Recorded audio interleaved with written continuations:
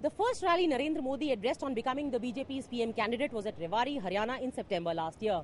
Sharing the stage with ex-army chiefs, he tapped into the so far ignored ex-serviceman voter and gave voice to an age-old ailment. Our armed forces' combat readiness is being severely dented by a tortuous and slow pace of acquisitions.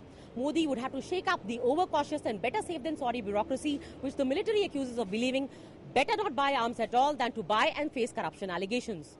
Modi and his defence minister would have to do away with the business of cancelling deals and blacklisting firms at the drop of a hat. It may be the easiest route to safeguarding personal reputation, but for a nation which is deprived of multi-role fighter jets 8 years after initiating the process of buying them, a nation which hasn't acquired a 155mm artillery gun in the past 30 years, a nation with the depleting strength of aging submarines, of the 11 of which are over 20 years old, it means the difference between victory and defeat, life and death. China hiked its defense budget by 10.7% to $115 billion last year. That's thrice of India's defense allocation of $37 billion. Earmarked funds aside, almost 70,000 crores have gone unutilized in the past 6 years. Case in point, the project for buying 400 towed artillery guns, which has been scrapped 3 times after reports of scandals.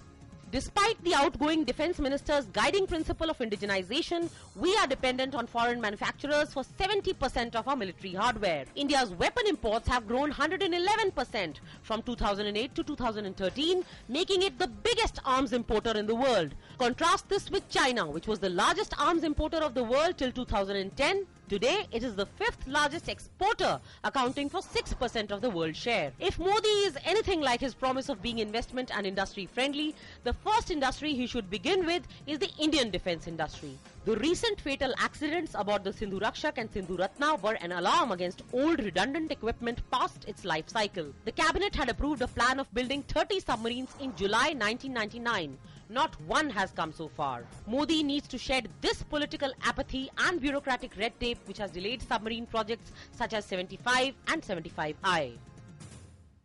Apart from dealing with terrorism and ceasefire violations by Pakistan, Modi would have to face a fast-growing militarized China and border issues with it. Will he have a binary vision of either total peace with hostile neighbors or full-scale war? Or will he have military options other than escalatory ones? Modi will have to implement the age-old demand of one rank, one pension approved by the UPA in its last stages. But perhaps his biggest challenge lies in restoring the respect and admiration of the military in the civilian leadership.